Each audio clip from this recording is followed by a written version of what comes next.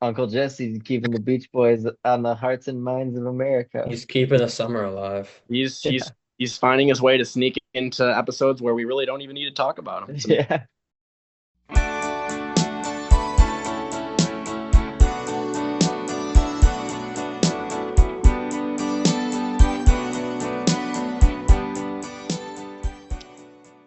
Hey everyone, my name is Jake, and welcome to this 56th episode of Good Timin. As always on this podcast, we're going to be talking about one of our favorite bands, the Beach Boys. And on today's show, we're going to be jumping back forward into the 1960s and covering the band's eighth studio album, The Beach Boys Today. So, as usual with our album discussion episodes, we're first going to go over some of the history behind the record and talk about how it came together. And then we will discuss each of the tracks one by one and share our own thoughts and opinions on them. And then to close out the episode, we'll go over a couple of extra Beach Boys related tracks that were recorded around the time of the album. So, joining me tonight, I have my good friends Riley, Matt, and Nate. So as always, I'm happy to have you guys here, and I'm excited to discuss this great album with all of you. So before we get into some of the history and background surrounding the Beach Boys today, do you guys have any general thoughts or feelings about the album that you wanted to share? Uh, Perfect pop album. It's got all the upbeat kind of hits that you can dance to and sing along to. And then it's got some of the most gorgeous, almost psychedelic style ballads that, fill your heart. So it's got both sides of the coin of what made the Beach Boys so brilliant. Mm-hmm. um, One of my favorite albums of all time. I don't think it's like a secret that it's my favorite Beach Boys album. It's like not even close to like as much as I th thought it was like maybe like a year or two ago. This is one that just gets better every listen. Um, like Nate said, it's just a perfect pop album, and like I think the production's on point. Like I, as much as I love the lush arrangements of Pet Sounds, I think this is like the perfect balance between what I loved about like some of the earlier like 60s stuff and some of the stuff I love on Pet Sounds. And then something that goes almost unmentioned, and I'm shocked, is just the lyrical content is about as close to Pet Sounds as you can get with another Beach Boys album.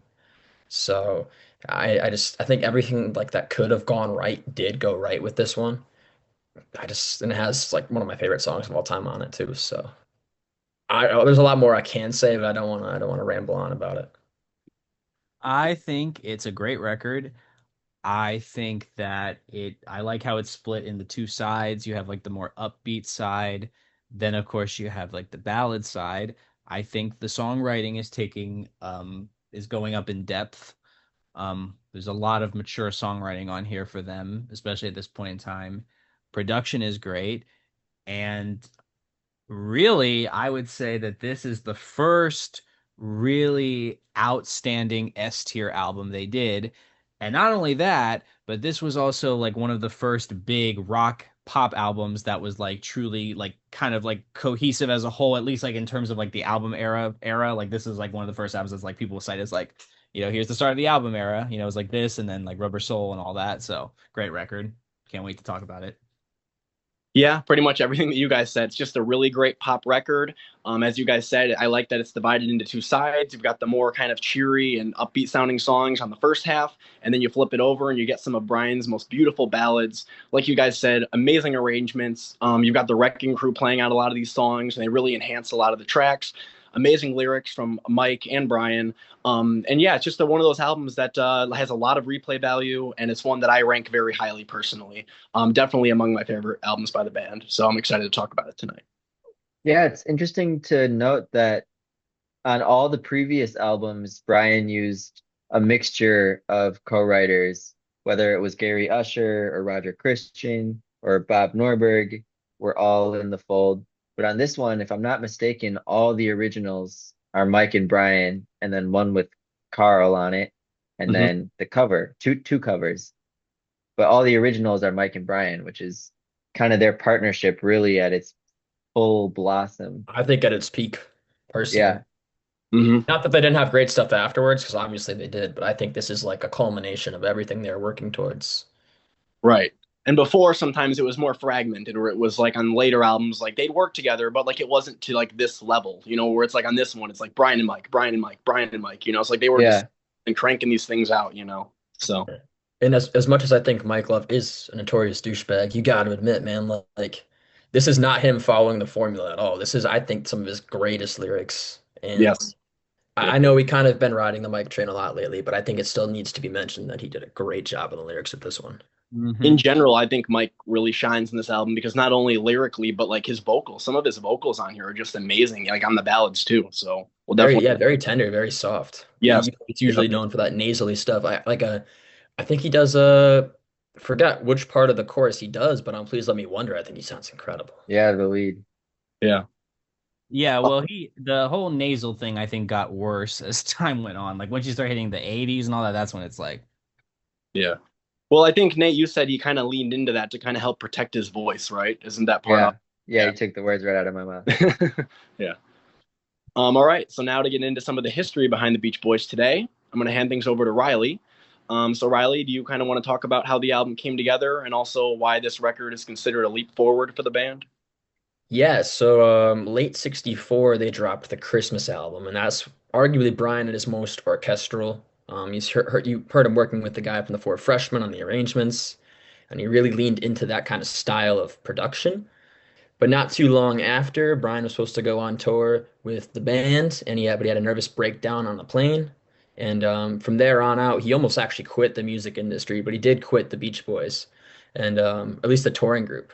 And that's when there's a little thing that said he almost quit the band, but then he heard "You Lost That Loving Feeling" by the Righteous Brothers, and I feel like that's kind of like the song that almost represents the direction he was going to go in next.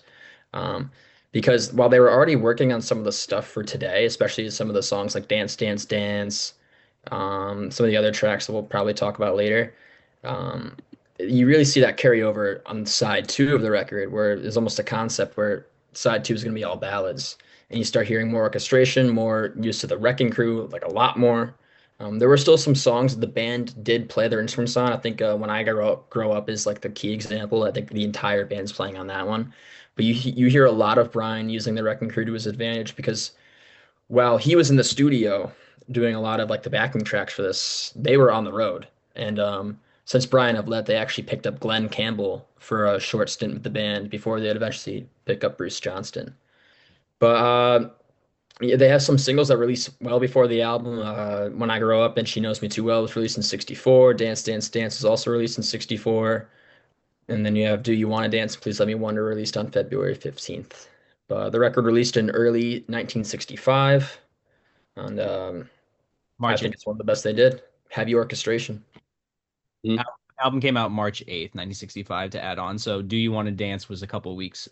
Yeah, they released a lot of singles before the album came out. Yeah, give or take a month before the album. So they had three singles before the Yeah, and She Knows Me Too Well, I think was the other song where I think is completely the band on the record. If I'd have to double check. I believe, And Dance, Dance, Dance and Don't Hurt My Little Sister both have all of them as well. Yeah. And I'm So Young has all of them as well. So that's like actually like a good chunk of the album. Yeah, Yeah, I think about half of the album, give or take, is them playing the tracks.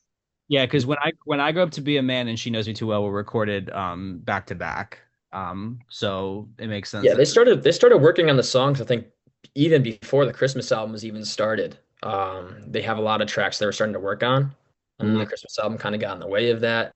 So, like, you could kind of tell which songs were written like after he kind of left or kind of finished after the group, or he left the touring group, because like some of them are like in the back of my mind, and like Please Let Me Wonder have some of that like heavier, more like I don't want to say. Actually, I do want to say there's like spectral kind of sound, and then there's songs like Dance Dance Dance, which is still just like five-piece rock and roll band. It's like the heavy like guitar intro and stuff. So Mhm. Nate, was there anything else you wanted to add? Yeah, I was gonna say too that like Riley alluded to there at the very end, that the Spectre influence is in full force with this album.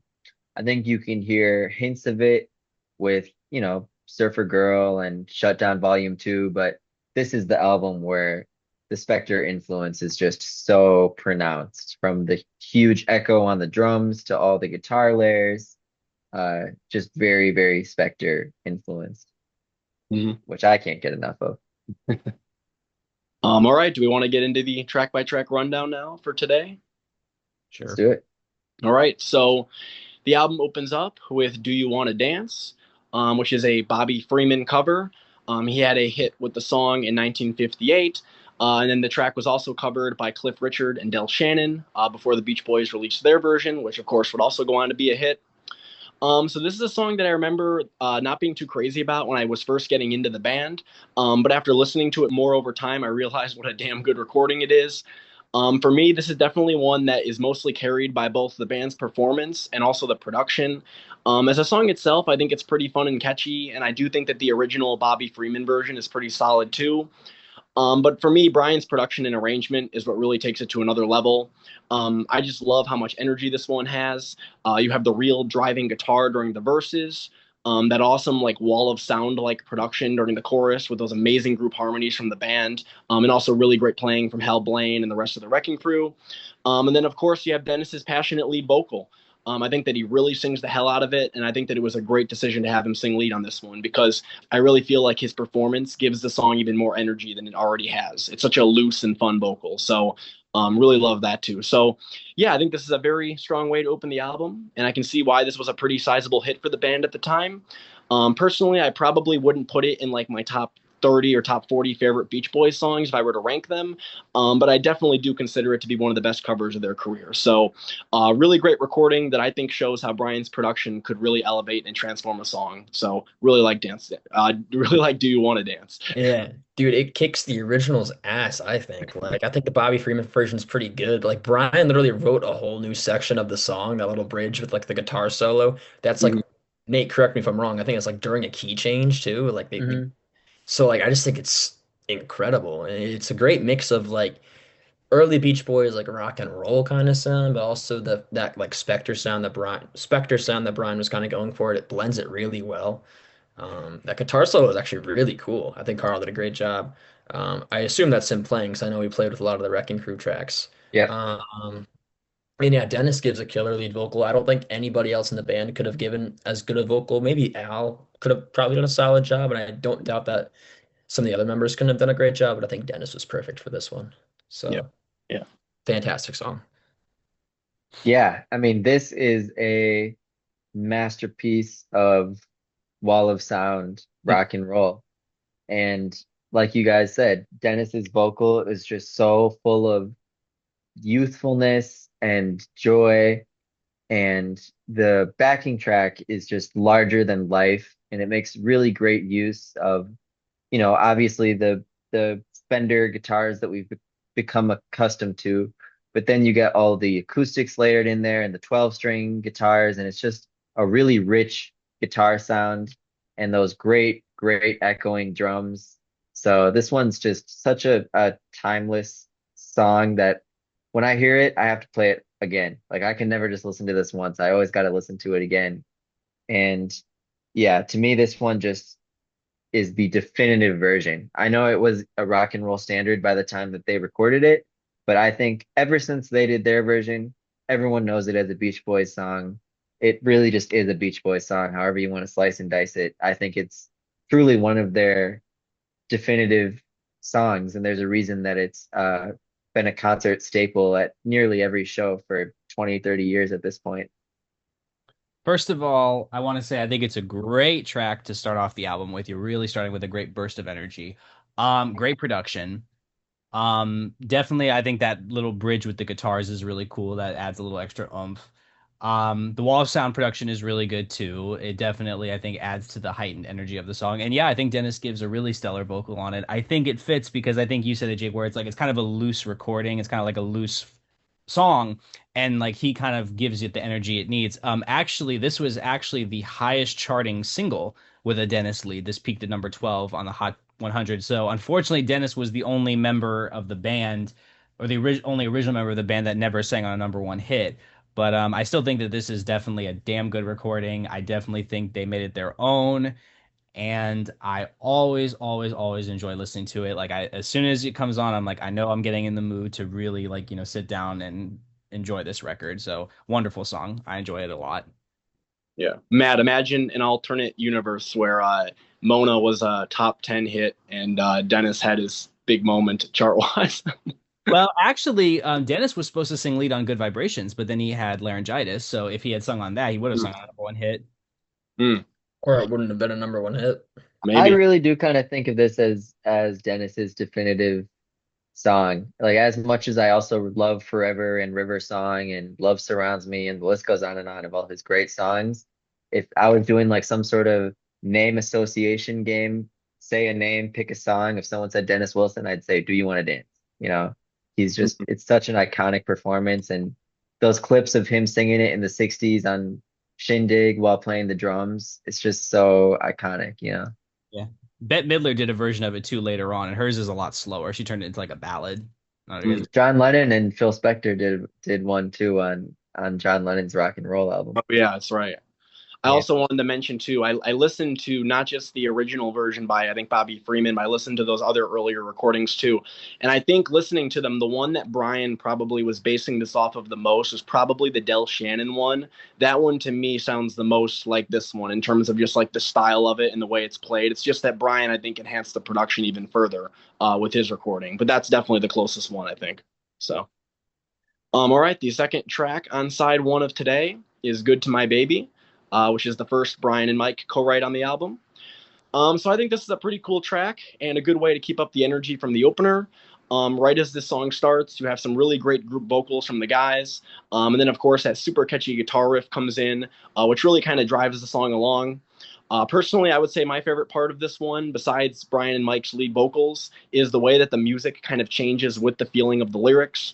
You look at Mike's words, and they're kind of about how like confident and comfortable a person can be in a relationship, even when a lot of other people are maybe doubting it and thinking that like you're a bad partner. And during the song, you kind of hear the music jump between sounding upbeat in some parts to sounding nervous and then sounding confident again. So I think that that's really neat how the mood of the music kind of changes with the words. And yeah, I think this is just another really great upbeat song in the album. And I think it's kind of the first moment on the record where you can really kind of see the band's lyrics maturing a bit, which of course you also see more even later on the ballads on side two. So I think this is a really fun album track. So I like it a lot. This might be my favorite one on side A. Hmm. That whole "She's my girl and I'm good to my" that part is so fucking catchy. That's like one of my favorite hooks the band ever did. And I love the little guitar riff. And I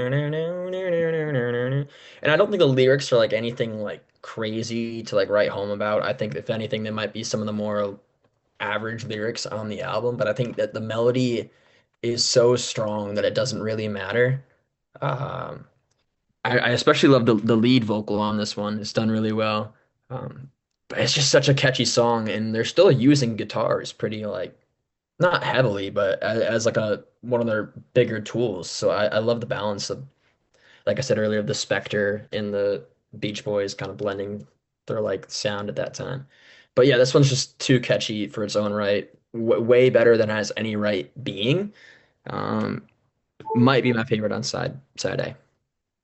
I think it's cool because this song, in my mind, manages to be a lot of different things at once.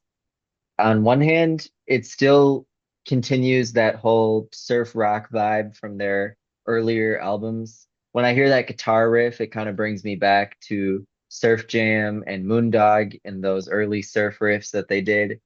But then at the same time, the song is, in my opinion, one of the first Beach Boys songs that starts to sound kind of downright psychedelic. And, it's not singing about acid directly in the way that some songs on Pet Sounds or Smile may have been. But, between the bongos and the echo and some of those harmonies, you just start to get a certain 60s grooviness. Maybe I'd call it proto psychedelic, if that's a word or a term, where it's just like starting to show that groovy kind of like you could picture weed smoke filled vibe to it. So it's all of those things, and then somehow it manages to be a song that expresses insecurity. And I think like you guys mentioned, the lyrics at points sound like they're trying to convey security. Like, Mhm. oh, you're my girl, I'm good to my baby, we're all good, don't listen to them. But the way the lyrics sound juxtaposed with the music and like you said, the anxiety of the music makes this really interesting juxtaposition between happiness and like paranoia and insecurity. And it's a roller coaster of a song in like 2.5 minutes or whatever it is. I'm so glad they've performed this one on stage a lot because I don't think they ever did back in the day. It was really just Yep. an album cut for the longest time. I think I And saw it like 20, I think the show I went to last was 2023, and I think they still did it then, which was one of yeah, the songs I think I like lost my shit for. It was that and Get You Back. I was like, oh my God. yeah, this one always goes over well in concert, which sometimes surprises me, but I guess this album sold so well that it's not a big shocker. And I think Good to My Baby was on Spirit of America. Yep, it is. Yep, yep. So that makes sense too. That's probably why so many people know it. I really like this song. I first of all, I really like the backing vocals. The "Good to my baby, good to my baby." I like the texture that adds. Guitar riff is awesome, and yeah, this song is really catchy. Like I don't like. I think you said it best, Riley. It has no right being as catchy as it is, but it is. And I also kind of like the sense of unease that the lyrics kind of give. There's definitely something darker brewing beneath the surface in the lyrics, which I like, and I think it gives a good counterpoint to the melody because the melody is quite catchy, but the lyrics to me come across a little uneasy at parts, and I really like that. So this is a great album cut. I really enjoy it quite a bit. I like the use of minor chords in this one. And I think I have to double check on it. Nate, is there a diminished one in this? E it's sometimes I guess up to interpretation, like whether you'd call it like a minor 7 flat 5 or a diminished or a sharp this or that. To my I don't memory, I I don't don't see one. I think see there minor is. chords, but Yeah, I still rock with the use of the minor there's some chords. suspended chords as well. So much of chord theory is like up to interpretation too, so it's hard to Yeah, say, especially with all especially like with the Brian's the music. layers of production and like guitars and stuff on a record. It's really hard to tell like what's actually being played. We were talking about how, yeah, you kind of hear like this unease in the music along with the lyrics. The part where I really hear that is after the chorus, when they go, "She's my girl and I'm good to my baby." And then there's that part at the end where Brian goes, "And I know she's happy with me." And it's like very like unsettling sounding the music around that before it gets back into like the real like kind of upbeat verses. So I think that's kind of interesting too. So, all right, the next song on side one is "Don't Hurt My Little Sister." So this song is kind of an interesting background because it was originally recorded during the sessions for the Beach Boys' Christmas album in June of 1964. So it was finished well before a lot of the other material on the album. I know that a lot of people consider this to be one of the lesser tracks on the record, which I would also probably agree with myself. But that said, I still think that this is a very enjoyable song. Like with Good to My Baby, I think that this track has some pretty interesting changes in both the music and the lyrics. According to Brian, the lyrics are supposed to be written from the perspective of one of the Rovell sisters, telling him not to be treating another one of them badly. Of course, with what we know about Brian's relationship with Marilyn and Diane, I can see why some people might interpret the words as being a little bit weird. But that aside, though, I do really like the way that the song shifts from section to section. In particular, I really love that pre-chorus and how the chords make it sound kind of haunting and off-kilter compared to the rest of the song. Like when it goes, "Why don't you kiss her while you miss her?" I really like that a lot. And then once again, I think that Brian and Mike sound really great on each of their lead parts on here. And I think that their vocals definitely elevate this song a lot more for me. So, like I said, I wouldn't say that this is an album highlight by any means, but I still find it to be a very catchy and enjoyable song. And lyrically, I think that it totally fits in with most of the other material on the record. So I like it quite a bit. Yeah, I would say it's arguably like the worst song in the album, but like it's still pretty damn good. I think like if you put this in on like summer, not summer days, like all summer long, or maybe like Shut Down Volume 2, it arguably won't be one of the better tracks. Um, and like you said, I really like the "Why don't you kiss?" That part's really good. Yeah. Like I don't know too much about chord theory, like I know them, but I think that whatever chords those were, I don't know them off the top of my head, used really well. And A I lot don't of really two care. fives, very What? jazzy stuff. I said Yeah, there's a lot of 2 5s in there. Nate knows it better than I do. But I think it's a damn good song. Again, the lyrics maybe not like anything. This like side A, I don't think the lyrics are like particularly like nuts. But like when a song has like a melody as strong as this one and a really cool arrangement, I don't think it really matters as much. Um, and Mhm. the vocal performances are just so. I do Yeah. like this one a lot. The really interesting thing about this song is that it had origins as a Phil Spector co-write. And if you want to learn more about that, I did a video on my own channel that goes into the history of how that happened and what eventually happened to the song. But since we're talking about the Beach Boys recording of this song, I'm just going to talk about the Beach Boys version. and say that it's, a really exciting rock and roll track. And, lyrically, I've never thought too much about the lyrics. I may even say these ones err on the juvenile side a little bit, but musically, it's very sophisticated. And the chords that are happening in the chorus are very, very similar to the chords that Brian would use on Good Vibrations, except for in Good Vibrations, they start low and they modulate upwards, whereas in Don't Hurt My Little Sister, the modulation goes downwards. But it's that same concept of taking a two chord pattern and consistently modulating it throughout a section. So to me, this song definitely shows you what's to come in a few years with the experimental composing. So yeah, I like the guitars and Mike's vocal is fun, but really what makes the song memorable is the chord changes. So this probably is my least favorite song on the album, but I still like it. Because it's just a great album. I would say my favorite part of this song is I like the intro with the guitar coming in. And then I also like the "Why don't you kiss her, tell her," like that part with like the backing vocals. Um, yeah, lyrics are a little juvenile for me, but I do kind of like I don't know if this is the right word, but kind of like almost the tension, I guess, that you feel in the song.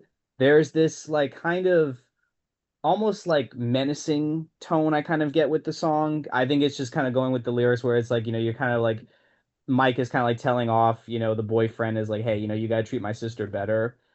But I would say I really, really like the pre-chorus. That's probably the highlight of the song for me. But this I have to say is probably one I don't come to too often if I'm not listening to the album. It's interesting because I feel like quite a few of these like more upbeat songs on the first side of the record, like they start out with like your kind of like regular sounding, kind of like cheery melodic verses, and then as they get into like the pre-chorus and the chorus, there's like this like off kilterness, like you said, this like very like tense sound to them, you know. And you get that in this one, you get that in Good to My Baby, and so I think that's very interesting. Very, very, very well put. I think that's exactly why I love side A, not as much as side B, but like quite a bit. Is Hmm. like it's kind of what I think the same reason why I kind of like a lot of Jeff Lynne stuff is like he kind of starts off with this like normal whatever chord progression, just kind of introducing the song, and then he just like takes a sharp right turn and just out I of turn nowhere you, introduces this different progression. Riley. I turn into stone because you ain't coming home. Yes, exactly that. All right, the next song on the record is When I Grew Up to Be a Man, which is yet another Brian and Mike co-write. So like Do You Want to Dance? This is one that didn't really click with me the first few times that I heard it. I remember initially kind of thinking that the title and some of the lyrics and the whole like counting thing were a little bit silly. And I also just wasn't particularly moved by the song, like I was with a lot of the other songs that the band had put out.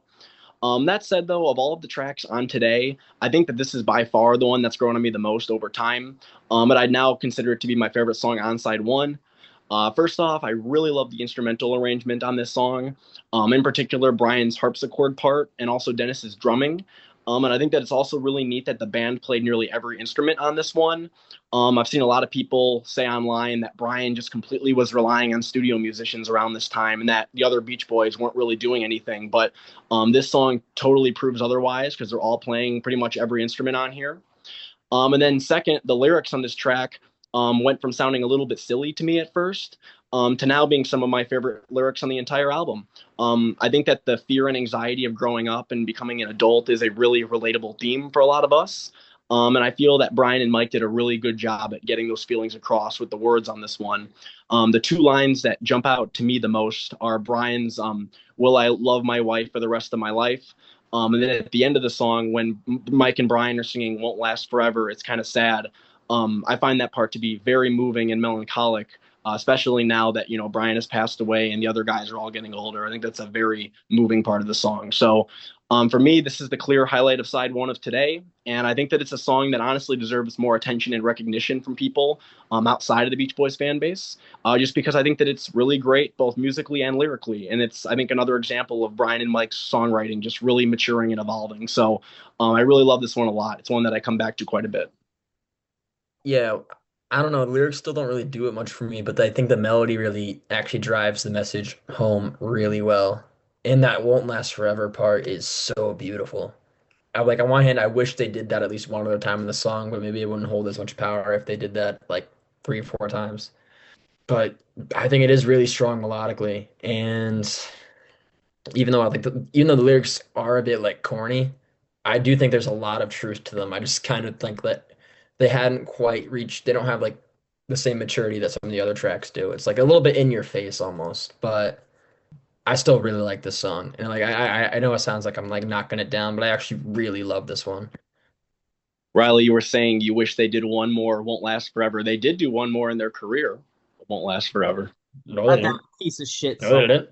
Shut up. It's not that Ron bad. Alpbeck did one. I know he did. Yeah, this is easily to me one of the most moving songs in the whole catalog.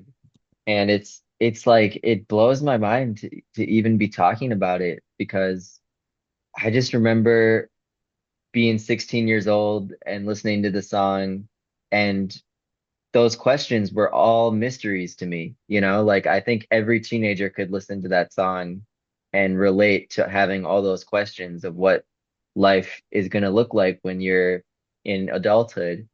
And now to listen to it, like granted, we're young men, but we're clearly not boys anymore or teenagers. So now listening to it in Youngest. this stage of life, being married and all that, the song just hits really differently. And to me, I just can't imagine how it feels for Mike to still be singing this.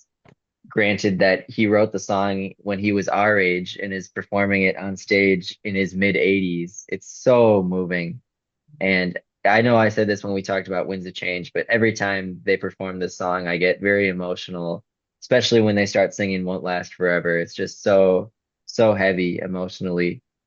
And yeah, I just think it's perfectly captures the wonder and almost scariness of being an adolescent and how optimistic you are and how the future can look so bright, but there's also just that fear, which is an intrinsic part of being a teenager too. And the song captures it so damn well.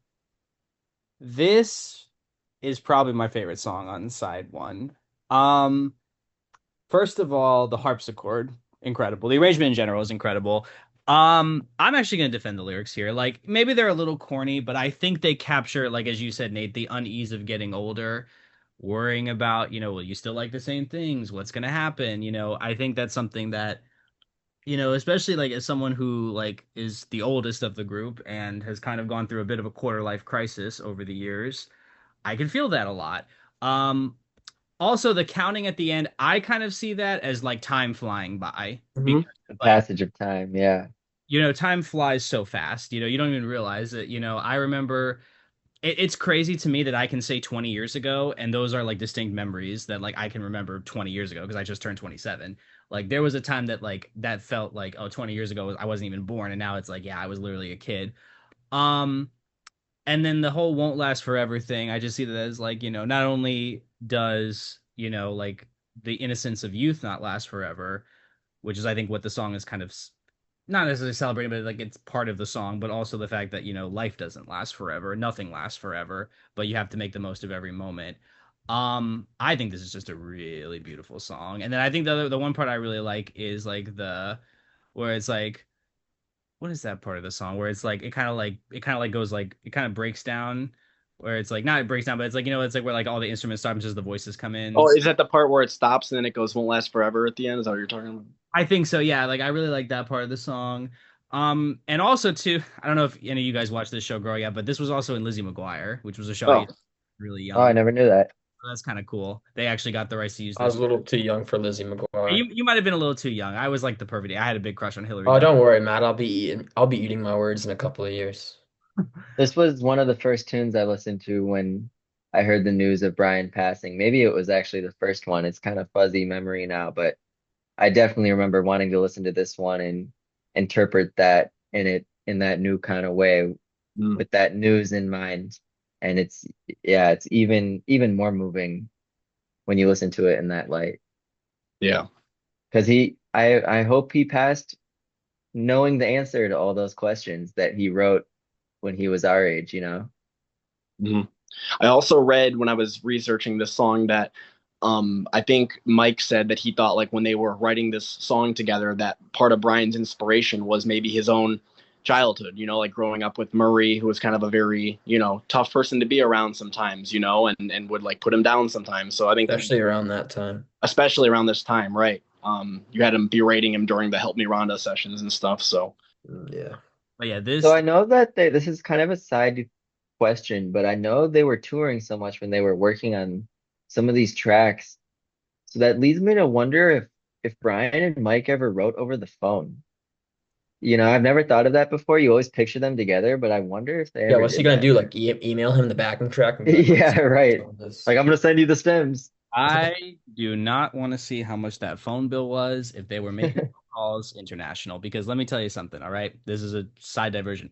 When my dad first came to this country in 1988, his brother ran up a phone bill for several $100s calling back to Brazil because he was speaking to his girlfriend at the time from New Jersey. So, wow. I yeah. think they were touring the US though. I think they were still in the US. Yeah, I was Pet Sounds when they were touring Japan. So, like, if Mike was making calls from Japan to the United States, that phone bill would have been outrageous. I mean, thank God. Yeah, that's the reason he worked with Tony Asher, not because Yeah. like he like wanted to work with him, just because Mike was too far and the phone bill would have been racked up in Japan. Yeah, like thank God for WhatsApp and all that you can talk international for free. It's a lifesaver. Yeah, like Nate, like he's like calling Brian on the road. He's like, Brian, I got a lyric for that part. Will my kids be proud and think my old band's really a square? What do you think? Yeah. Good night, baby. I mean, Sleep tight, Okay, good night. baby. even long distance still is a higher rate. It's not international, but Yeah, right, right. All right. The next song on the album is "Help Me, Rhonda." Of course, this is the original version of the song, and it was written by Brian and Mike again. So this song is unique for a couple of reasons. First, of course, you have Al singing the lead vocal. I think that he does a really great job on both versions of this track. And then second, as I already kind of alluded to, this song was re-recorded and released as a single shortly after this album version was made. And that re-recording would go on to become the band's second number one hit. So I'll try to save most of my thoughts on the hit version for our Summer Days and Summer Nights episode. But in terms of this today version, I do have to say that I don't enjoy it nearly as much as I do the re-recording. I read that Al has described this version as sounding more like a laid back shuffle, and I think that that kind of sums up my issue with it. I know Riley has said before that he likes the kind of like different arrangement on this and the use of harmonica. But to me, it just sounds like a song that was begging for more energy and more punch. So I can definitely see why Brian decided to re record this one. I also feel that that little instrumental solo section towards the end sounds especially empty and bare without the piano that's on the single version. So that's another reason why I struggle a little bit with this today version. But in the end, though, it is still Help Me Rhonda. The song itself is still really great and has a lot of charm to it. So I think that it works fine enough on this album. I just find that whenever I hear this recording, it makes me want to just put on the Summer Days version instead. So I don't hate this original today version, but it's not one that I really come back to outside of the album. So I'm not the biggest fan of it. Yeah, you know what? I do like this one maybe like a little bit more, but I don't think I really listen to this one as much anymore. I think the one I listen to the most is actually the one from In Concert 73. That one just rocks. But I do really like this one. I think that shuffliness kind of I don't know if it necessarily like adds to it, but it gives it its own charm. Almost like a Beach Boys party-esque kind of charm to it. Hmm.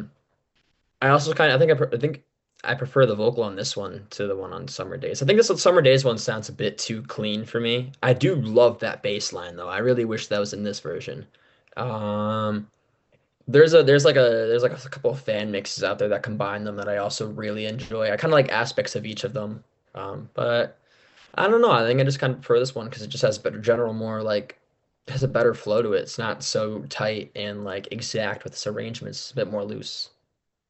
You pretty much summed up really well what I would have wanted to say about comparing the two versions. That I used to prefer the 45 version because of the immaculate arrangement, but you're right. It's so complex that it's almost at the loss of some of its feel. And I think this is just a great example of feel. Like there's nothing crazy going on with the instrumentation. Frankly, nothing that crazy even going on with the harmonies on this one. It's just a great fucking tune. And it just has such a good feeling to it. And it's so catchy. And it's got that great bounce to it. So I really love this version. And at this point, it's actually my preferred version of the song between the two studio recordings. Because I do think like Al really just lets it rip with this lead vocal, whereas the other one is a bit more, pitch perfect and rhythmically tight, like Riley said. But this one's just so fun and it has that party atmosphere. And to me, again, this one is one where I feel the kind of stoner psychedelic vibes creeping in. And again, you might be like, what the hell? This is like a pop song, a Mike and Brian pop song. But in the kind of slight sloppiness of the arrangement and with the way where Brian's really clearly playing with the effects, where the song starts to like stutter and come in and out and fade and come back in and all that at the end, it totally sounds like someone who's stoned out of his gourd at the mixing desk. Yeah. So I, it's just super groovy and it's with the times and it's this one's kind of chaotic. like the Rubber Soul version. I feel like the Yeah. Summer Days one's kind of like The help I want to version. say Revolver, but kind of. I'd say it's more like the help. I'd say more help. Yeah. It's not really Revolver. Yeah, but I'm totally with that in that the 45 one shines as being like extremely tight sunshine pop, brilliant kind of birds vibes a little bit with the 12 string. But then this one's just like a total kind of stoned sing-along party jam kind of thing. I guess So I adore it. I think it's one of the best songs ever written. Not every one of the best songs is going to be a pretty ballad. Some of them are just rock and roll, and this one's through and through classic. all right, Nate, I'm coming over there and getting stoned with you. I'm gonna try to appreciate this. Put me with Jake as preferring the 45 mix. This is a little too sloppy for me. I know I've told this story before. The first time I played the CD, I thought it was broken when I got to the end and the thing was like going in. I I thought love that part. That's the best part. You're I like, thought I oh dang, literally the song's ending. Oh wait, we got another one. Let's I go. literally thought I had to call Acoustic Sounds and like get a refund for $40 I paid for that CD because I thought it was broke or whatever. I paid $35. I do like Al's vocal on here, and I do think the ukulele is a bit more prominent in here, which I appreciate. It's just a little sloppy for me. I like the little bit more crisp, punchier version that's on the 45, but this is still a great tune. I think it's one of those songs that's a great tune, regardless of what version you listen to. So I still enjoy it, but I don't listen to it outside the context of the album. If I'm gonna put one on, I'll either put on the 45 or I really like the version that has Dennis singing lead. That's kind of like a little bit more country rock from the Made in California box set. I don't know if you guys remember that one. Yeah, it's a good Yeah, one. I actually just found that one the other day. I Kind of like by accident. I found it on YouTube. I'm like, oh, there better be a way I can listen to this on streaming, and luckily there is. Um, although I kind of like, I wish I love Dennis's vocal. I kind of wish they had that ripping guitar solo and up tempo one from In Concert on that one, but Yeah, they turned it Since almost into like a country rock, kind of like folk rock thing, which I kind of thought was cool. And I like Dennis's vocal on it. since my first Beach Boys album I listened to in full was Endless Summer, this version will kind of always be the default version in my mind, even though I've preferred this version or that version at times. Since this was the first one I heard on Endless Summer, I'll always sort of think of it as the version. Yeah, and I think that does play a big part in like people preferring one or the other. I think if you grew up with one and like that becomes kind of like the way you associate the song, it's like when you hear the other one, like it's like that's the other one, even though like that's the more pop Yeah, and like that you probably view that one like, well, yeah, that's the more kind of polished one. I like my raw, my more raw stuff. yeah, yeah. Yeah, You yeah. guys are gonna hate me, but I first associated this song for a long time with Full House because it was like they play the riff, so DJ has to win the tickets, and she's like, "Help me, Gibbler, help me, what? Help me, Rhonda!" So that was like for a long time. That's what I associated this damn song with because I had never heard the song. I just knew it from there. There And you go. Uncle Jesse keeping the Beach Boys on the hearts and minds of America. he's keeping the summer alive. he's Yeah. he's he's finding his way to sneak into episodes where we really don't even need to talk about him. Yeah. Sorry, I'll take the Dude, L on that. you know he had a Summer in Paradise like giant poster in the back of the radio room. Yeah, right, right. He did. I like I know I think it's funny how I like personally recognize that because I don't think like many people would, but I saw the whale. I'm like, that's Summer in Paradise. All right, the final track on side one of today is Dance, Dance, Dance, which is a Brian, Mike, and Carl co-write.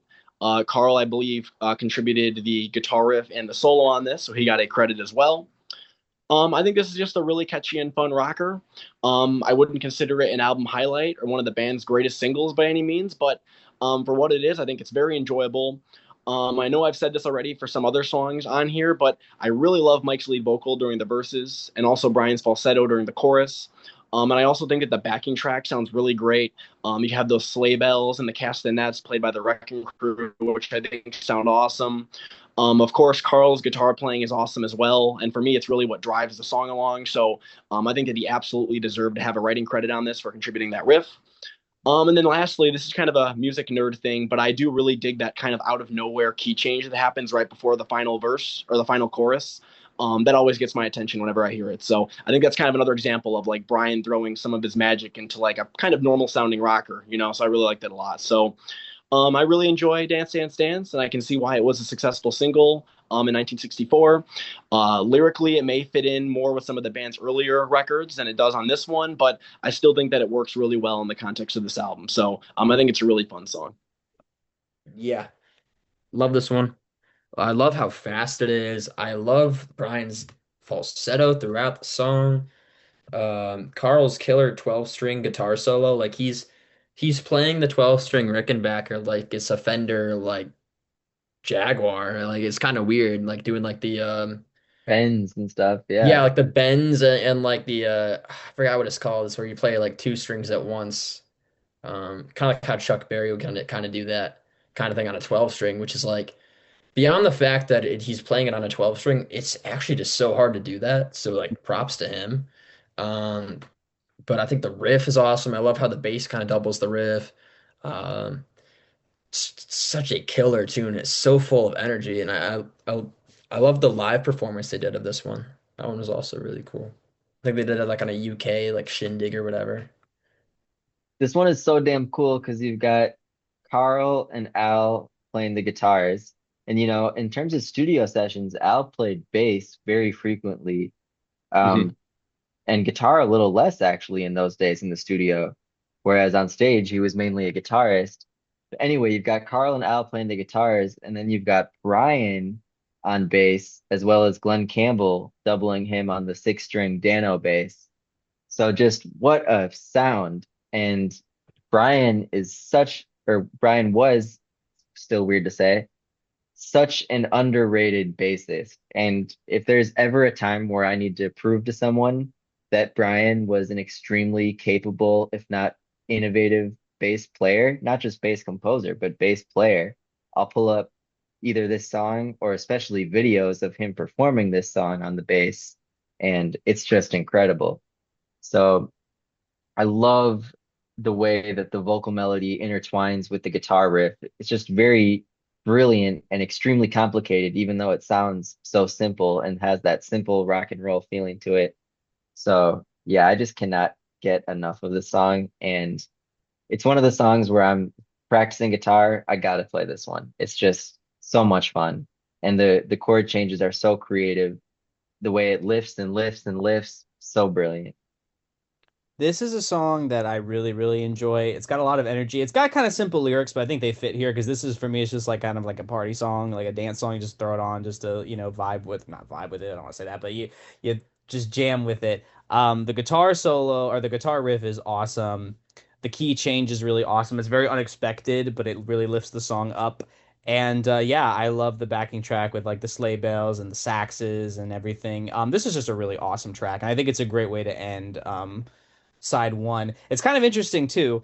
This is something I just thought of now, but like we open side one with a song about dancing and we close the song. I was gonna say that. Was this supposed to be like they had their surf album, they had their car album. Now they're doing a dance album? Like I don't know. I was gonna say when I was thinking and preparing my thoughts to talk about this album, I'm glad you brought that up. because I, in my mind, always kind of categorize this as still one of the surf albums because it does feel very summery and surfy, particularly obviously on this first side. Mhm. But then you really actually inspect the lyrics, and they don't touch really surfing or the beach at all.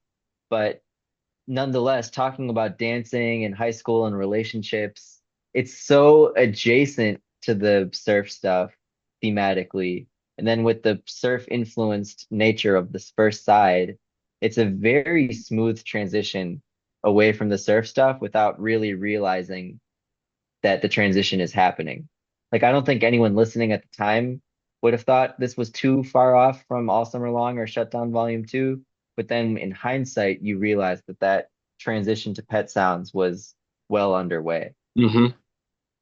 All right, so let's flip the record over and start off side two with Please Let Me Wonder. So this is not only my favorite track on this album, but it's also one of my favorite songs in the band's entire catalog. I think this is just an absolutely gorgeous ballad, and I love pretty much everything about it.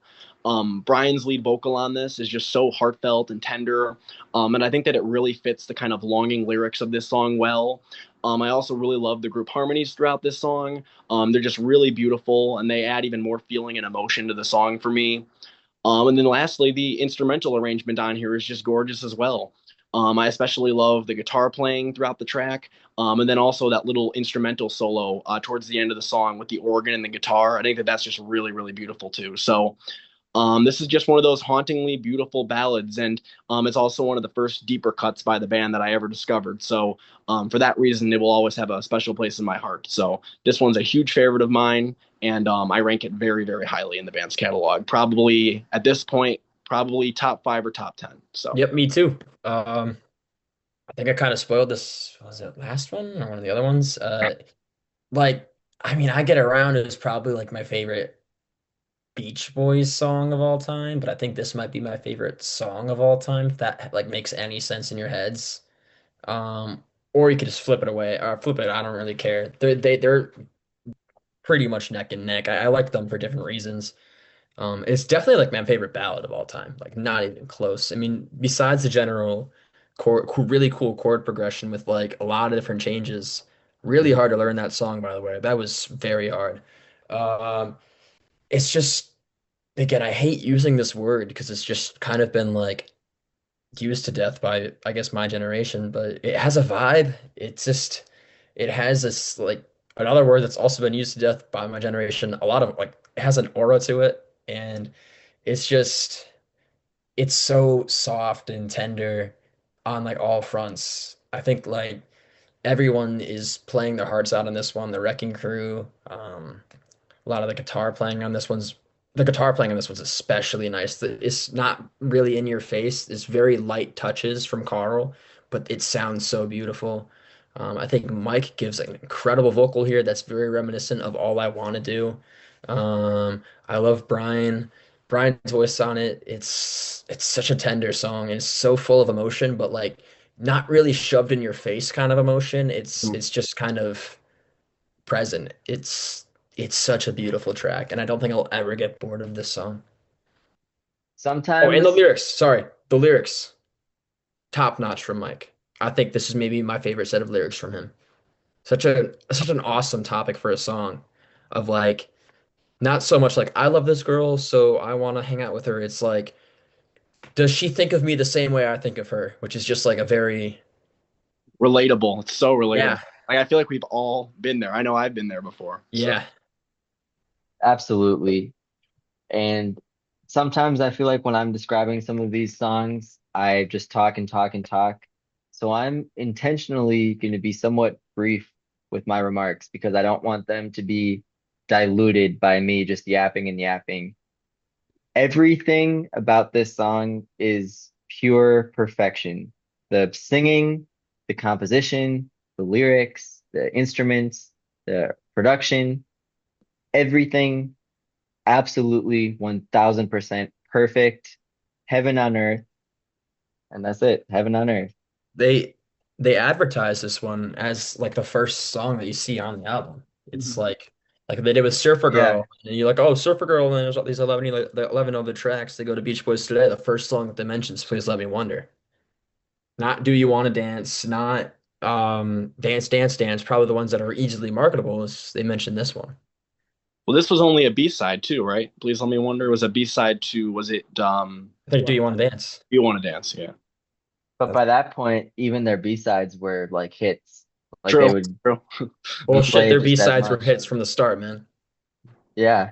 Yeah, right. 409, all those songs. Shut Down. Um, my favorite song on the album, one of my favorites in the catalog. Beautiful song, great lyrics, very relatable. Love just the production on it, the arrangement of everything, the backing track. Brian's vocal is incredible. And I don't know if anybody mentioned this, but I really like that little "I love you." I was waiting for that. Yep. Yep. Song fades out. It comes across as very earnest, Yeah. and it works well because that's something that, spoken word pieces like that can sometimes be a little cheesy, a little corny, but it works so well here. Really just a gorgeous, gorgeous track. Really, really beautiful. Mhm. I think Marilyn told the story about that, the I Love You thing. I forget if it was like she was there in the studio with them or something, but you can definitely find that, I think, on YouTube or like in some magazine or something. There's a story about that. So, all right, the next song on side two is I'm So Young, which is a cover of the 1958 doo-wop song by the Students. I think this is a very pretty and well done cover that really shows how the Beach Boys vocals alone could really elevate a song. The original Students version, I think, is pretty decent. But for me, the harmonies on this recording take it to another level. I also really like that little outro section that Brian added on at the end. I think it's really cool how you can hear Dennis so prominently during that part, like the can't marry. He just sounds like so earnest and like, just genuine on that. So I really love that a lot. Yeah, I just think this is a really pretty doo-wop cover that it's kind of like in the same vein as something like Hushabye from All Summer Long. I would say it is my least favorite of the ballads on side two, but I still really enjoy it a lot. So great recording, and I'll also say too that the Ronettes version of this is very good as well. I probably prefer this Beach Boys version a little bit, but that's a really beautiful recording too. So That's a tough call for me, actually. I'm not gonna lie, because I do love this song, and I think the Ronettes absolutely kill it. Um, but I actually, I mean, correct me if I'm wrong, Nate. You definitely know the answer to this. I actually think that's also a cover. I think the original version is by a completely separate group. well, Mhm. Um, students, the doo-wop is the Students. yeah. Yeah. So, but and Brian not probably Brian definitely based it off the Spectre Ronettes Oh, one. definitely. Yeah, but. I don't know, it's neck and neck. That being said, it's still an incredible song. Like the songwriting on this one itself is very strong, so I think anybody could cover it and do a pretty decent job.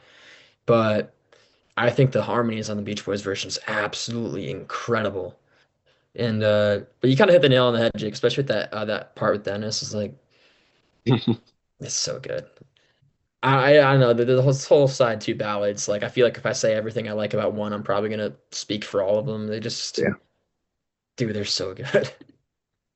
This one makes really cool use of slapback echo in a sort of Elvis Sun Records fashion, which I know is a very niche point to make about a song that has so much going on. But I do really like the way that the echo makes the rhythm feel a little off kilter. It's almost like the the echoed instruments are just as loud as the main instruments, so you just hear this constant pitter patter, to use a reference to Pitter another Beach patter. You're the Boys black song. queen. Like you hear this constant clacking and just this bouncing back and forth, and it just adds a very psychedelic element to the track. So I really am a big fan of that. And it's a really, really gorgeous song, and Brian's vocal is so tender. And I really like Brian did a overdub of a six-string bass on this one and added that dum dum dum dum dum dum dum before the outro. And I think that's such a cool touch.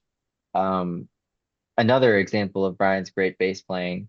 So yeah, I agree with Riley that I don't think I could ever pick whether I preferred Spectre's version or this version, but this version was the first one that I heard. So, that must mean something, but lovely, lovely, lovely recording.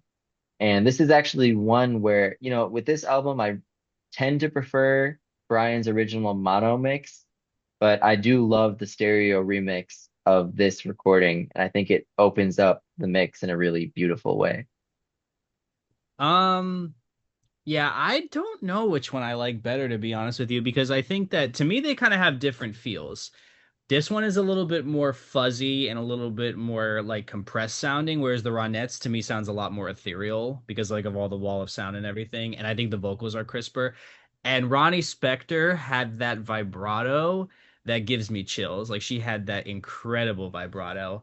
But I still think this is a beautiful cover. I really like the intro where it's like the "Ooh," like that, and then like the I have a girlfriend. And then I do agree the outro is a big highlight, especially when you get to hear Dennis clearly. Yeah, it's a really good cover. I kind of am with you, Jake. It's probably my least favorite on side two, but it's still a great song. I don't think there's really a bad cut on this album. But Yeah. I'd probably give the edge to the Ronettes. I'd give the edge to the Ronettes. A little bit less fuzzy for me. I do like when the Beach Boys do, and other artists do this too, where like you throw that little surprise in at the end, and like in this one, it's like you think the song's over, and then you get that cool part with Dennis at the end that Brian added. For me, that's probably what pushes this one over the edge for me. Is just like that part alone is like so freaking cool. Like I just love that. True, but So, Ronnie Spector's vibrato. oh yeah, it's great too. I mean, I have to listen to that one more. I've only heard it a few times, but it is a really great recording. Very, like you said, it's more ethereal sounding. So. All right. The next ballad on side two is "Kiss Me, Baby."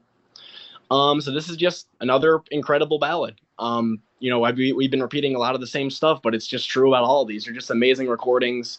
I can definitely see why this one in particular seems to be a fan favorite. Lyrically, this is another one of the more mature sounding songs on the album. The words are kind of about like reconciliating with a partner after a fight or a disagreement, which I think is definitely a relatable thing.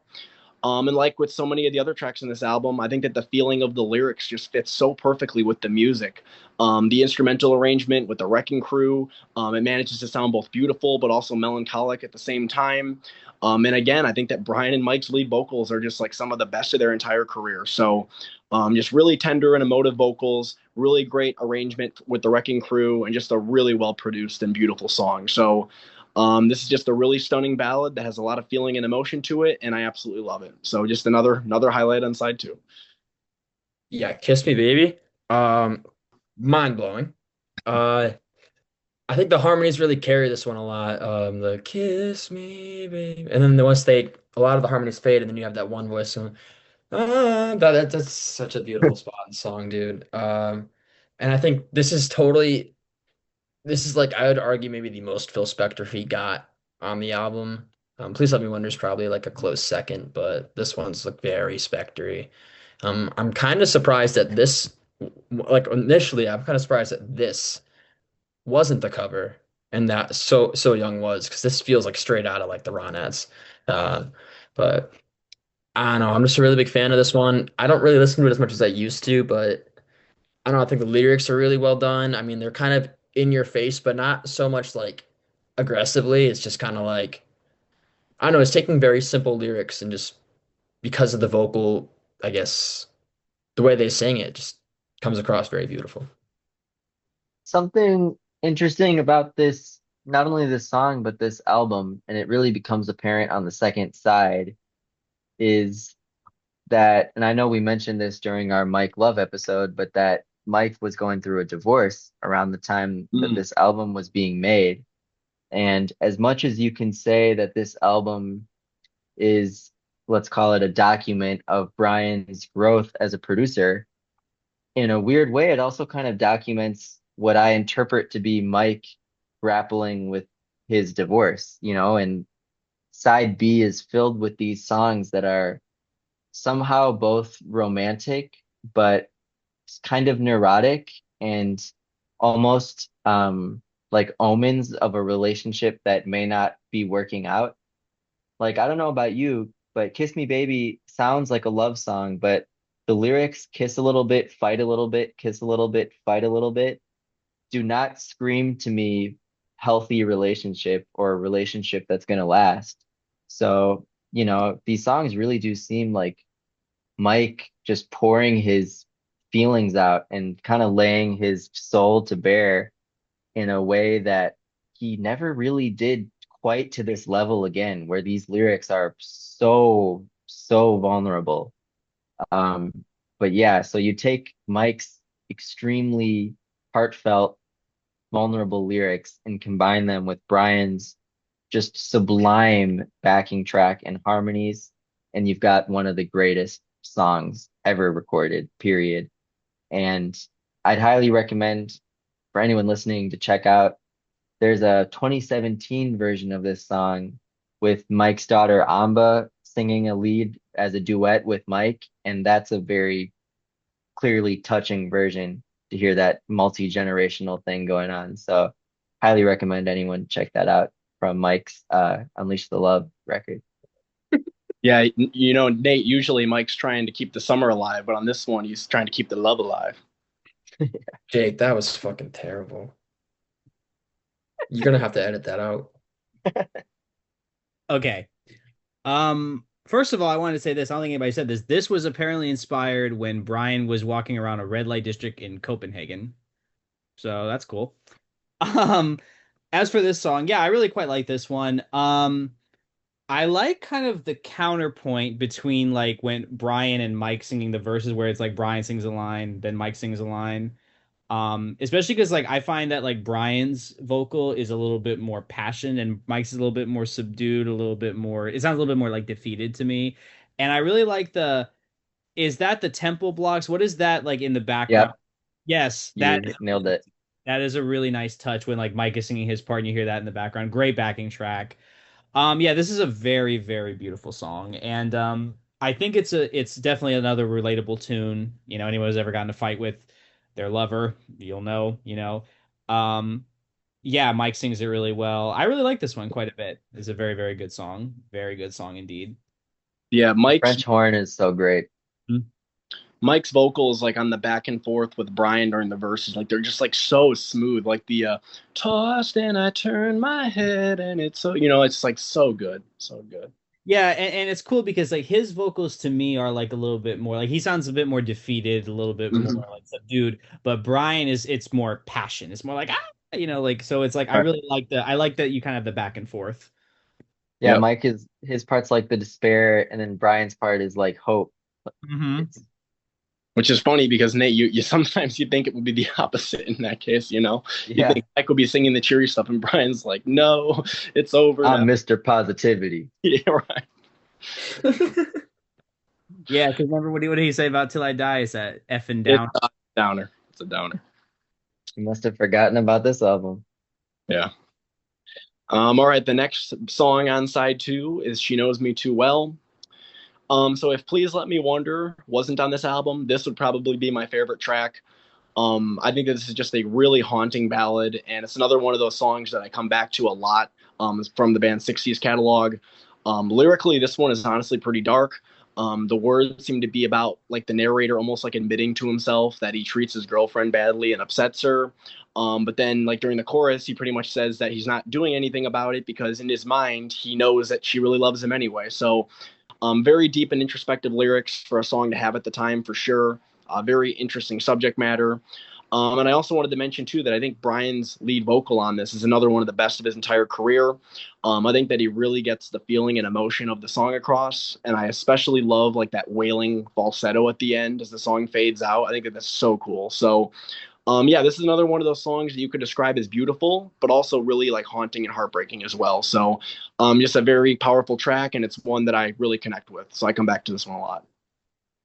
Yeah, she knows me too well. Might be my second favorite song on the whole album. Mhm. I actually love how like it's a lot of guitar going on in that one. Um, and I really love the verses. Times I get I think that's just a very oddly catchy verse for a very depressing song. Um, I don't know, man. It's just not a lot of words I can really use to describe it. It's haunting, but it's very beautiful, and it's just a great song. So there's a song that Phil Spector made that was extremely controversial in its day and is extremely controversial still in 2025. And that's called He Hit Me. And it's a Crystals song Yep, I know. about the narrator being in love with someone that's like physically abusive. And let me be extremely clear, this is not a comment on Mike or Brian or their real life or their relationships. But I always interpreted this song as being kind of like a counterpoint to that song, where instead of being a song written from the perspective of a girl who's in love with someone who's being abusive, it's about a guy who's admitting that he's being abusive. And it's clearly not about hitting or anything physical, but the narrator is being very upfront about kind of being like a jerk to his girlfriend, and this weird dynamic where he doesn't necessarily treat her right, but he gets away with it because she knows him too well, and it's very interesting, and it it definitely is a song where when I was younger and when I was listening to this when I was like 14 years old, it kind of freaked me out a little bit and kind of gave me a spooky element to it, you know? But the older I get and just appreciating it for being a really interesting piece of art, I adore this song. But yeah, I don't you guys maybe put it better than I'll be able to, but the lyrics are just a little strange and a little different than you'd get from Do You Love Me, Do You Surfer Girl? Definitely a world away from that like very naive take on love. But it just fits so well on this side B, which is all about kind of the ups and downs of love. And so yeah, it's a gorgeous song, and the lyrics definitely make you think, even if you don't want to necessarily take them as advice on how to be a good partner. Yeah, it's like for the time, it's like such a vulnerable song. You know, like I treat her so mean, I don't deserve what I have. You know, like what other songs are having lyrics like that? Yeah, That like self. You know, I guess the Beatles. You know, in some cases, but like not many artists. true. Yeah, I remember listening to this when I was younger and being like, damn, like I Yeah, was just listening to Dance Dance Dance like t 10 minutes ago, and now it's I treat her so mean, I don't just, oh wow, okay. right. Well, I just want to say one thing before I go to the song. The He Hit Me and It Felt Like a Kiss. That was actually written by Jerry Goffing and Carole King about little Ava. She was in an abusive relationship. Um, this song is very dark. Not kind of dark, it's very dark. This is basically a song about an abusive relationship. So that's something for 1965 because yeah, you really don't write song you can't think of too many songs about that. But yeah, this is a very I don't know what to make of this song honestly. Like it's very haunting. It does have a beauty to it. Brian does sing it well. I like the backing vocals like the she knows me, ooh. Like I like the backing vocals. I like Carl's little guitar part too in there. But I don't know. There's just a weird vibe I get about this song. I hate to say it. A weird feeling I get about this song just because like it basically is about a guy admitting to being abusive. And again, I'm not saying that the song is an indictment of anything. Songs don't have to necessarily reflect reality. It's a song, but yeah, no, it's a good one. It's a good one, but it's very dark. But I like that. I like that it's kind of dark. Yeah, it's And when like you guys mentioned the Beatles, there's some Lennon tunes that are quite like that, like Jealous Yeah, Run Guy for and Your Life Help. and have a getting song better, written about getting it. better. You know, I used to be Yeah, true to my woman. I beat her. I, but at I'm a, least Don't that's worry, like I I don't do it used to anymore be. though. Yeah, I'm a loser from that's what I was trying to remember. Yeah, this yeah, is like the Beach Boys, I'm a loser kind of. right. Thank you. That's what I was trying to think of. I was That rattling off all those names trying to get to that one. That album in general, Beatles for Sale, like the first like few cuts are just very like a downer. It's Down. Yeah, no reply and babies and Babies in Black and I'm a Loser. And I'm a Loser's before Babies in Black, but it's just so like just to start off the album. Like I always felt, I know we're getting off topic here, but I always felt like that album was kind of just like how they were feeling after experiencing Beatlemania. yeah. And I I mean, even could kind of make a connection between this album and that album. They sort of seem like cousins. yeah, This is much better than that though. yeah, I would agree with that. Yeah, and I think of Matt the song like I don't want to spoil the party. Like yeah, it's a fun little kind of like sing along song, but you look at the lyrics, it's like I don't want to spoil the party, so I'll go. You know, it's like Then you have Talking Paul about light, the wrong band, Jake. then you have Paul lightening the mood with I'll Follow the Sun. yeah. Jake's just getting too chicken shit to talk about bull sessions. Oh, we'll get to it. We'll get to it. All right. The next track on the album, the final song on the album, is "In the Back of My Mind." So this is a song that I've always really loved quite a bit. I really love Dennis's lead vocal on this. I think that it's a very heartfelt and emotive vocal. I know some people, there's been some comments that like, oh, he's not singing totally in sync with the track. But personally, I don't really notice that. I'll also say I strongly do prefer the stereo version of this song over the mono. I think the stereo just sounds a lot clearer to me. And yeah, like I really love the lush orchestration on this track from the Wrecking Crew. You have that cool breakdown at the end as well, where like I think it's been described as like the orchestra kind of like collapses, like where Dennis is like, "It'll always be in the back of my mind," and the song kind of collapses around that, which I think is pretty cool. And I just really love the vulnerable lyrics on this one. I remember when I was going through a breakup a couple of years ago, this is a song that I was really relating with the lyrics for sure. And I listened to it a lot. So this one I really love. I remember the bridge I used to struggle with a little bit, like when I was first getting into the song, but it did grow on me quite a bit. I'll also say that Brian's demo version from 1975 is also worth listening to. It's one of those last recordings where you can kind of hear like traces of his old falsetto. And it's a very haunting song. And he also, I think, redid the whole bridge, and it's pretty cool. Yeah, So he added a section. yeah, it's like the in the back of my mind, I have nothing to worry about. Yeah, I really like that a lot. So love this song. I know a lot of people consider this like lesser to like Kiss Me Baby and Please Let Me Wonder, but like for me, it's pretty damn close. It's right up there with them. So really cool track, and I think Dennis gives it a really great lead vocal. So Yeah, I don't know if it's as good as like Please Let Me Wonder, but it is a great song. yeah. I'm kind of glad that Dennis finally gets a ballad to sing. I feel like that's Mhm. kind of more his wheelhouse as he grew as a songwriter was with the ballads. And I definitely think it's his first exposure to that. No more Miss Americas and Do You Wanna Dances. He sings like a very mature song.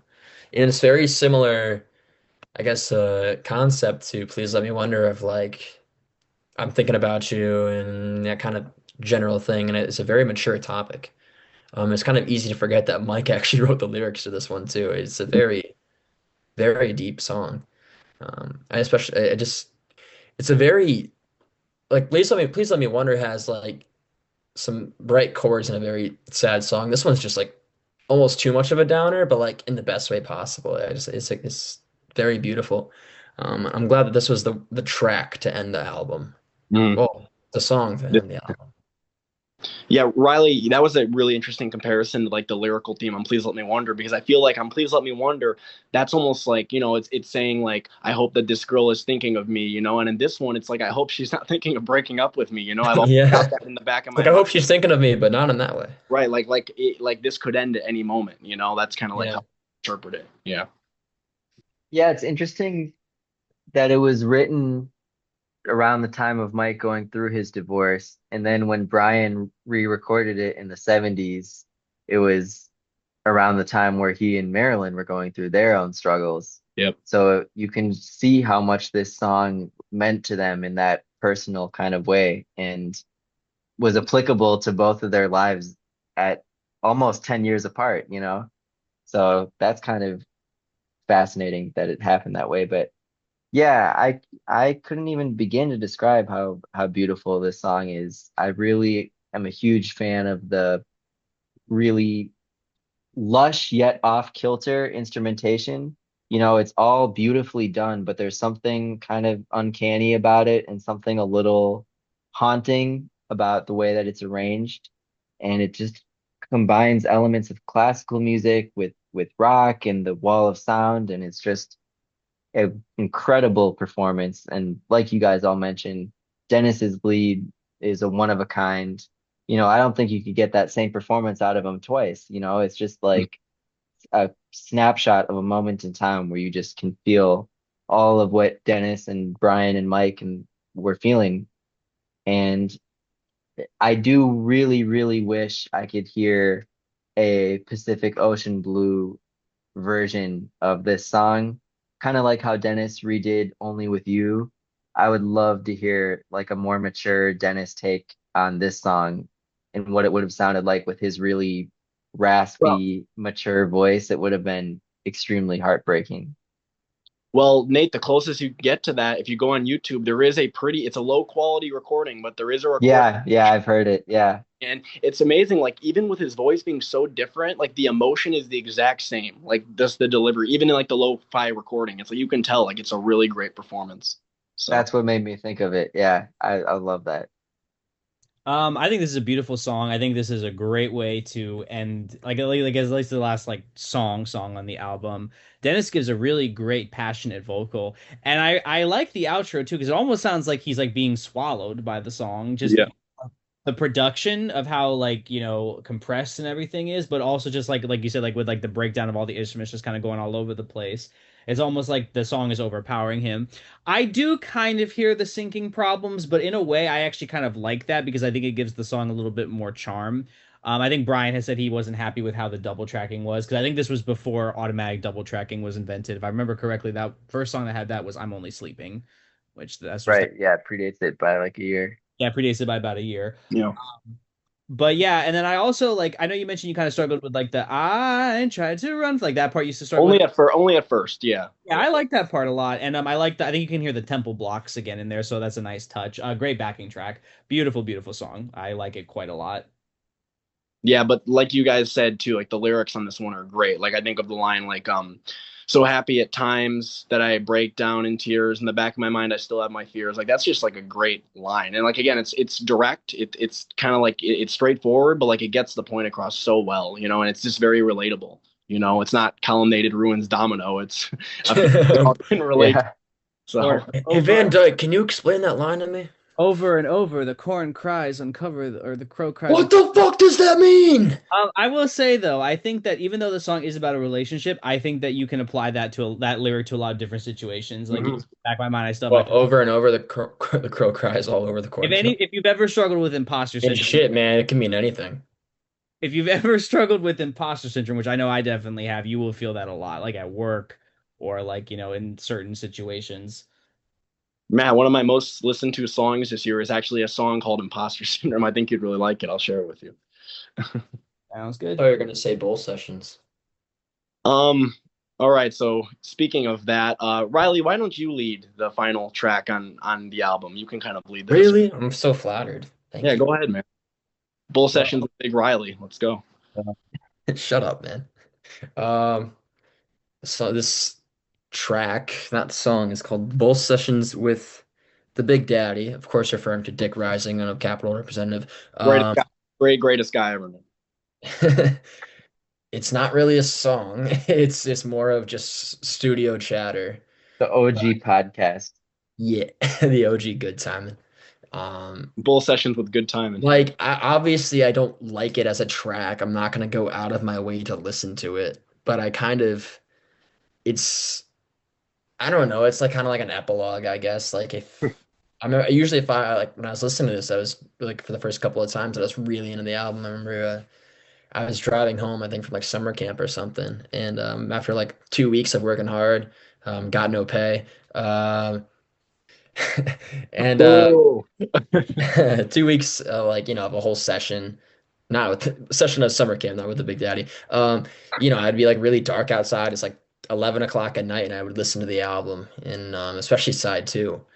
And like, I'm tired. I don't even want to change the song. I just kind of let it play out. And I'm like, it's kind of cool just kind of hearing them like relax and just chill out in the studio. And it's just kind of like the come down after like bunch of like really heavy hitting ballads. It's just kind of, they're just like normal people and stuff. It's just, I don't know. It's cool if you the kind of thing is cool if you like leave it on. It's kind of like a little epilogue of them just kind of talking and chilling out. It's not a scripted thing at all.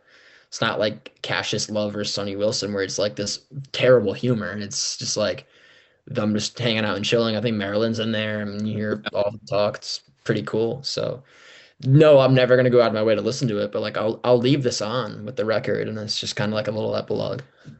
good I'm stuff. not gonna lie, I haven't listened to this track, let's call it, in probably like 10 plus years. It's been Whoa. so long since I heard this. I hates it. Uh, but I know I said it as a joke, but in a way, I feel like they kind of unironically invented podcasts with this, or at least as what we know most podcasts to be, where it's just people having a casual, unscripted conversation with the way that they're eating and like you hear them like chewing on the microphone and like and just laughing over each other and stuff. It is like a trip. And I do remember hearing it the first time and being like, oh wow, like these are like guys practically my age, at the time of listening to it, or a little older. And it's like, wow, like these are guys, it just feels like you're hanging out with them.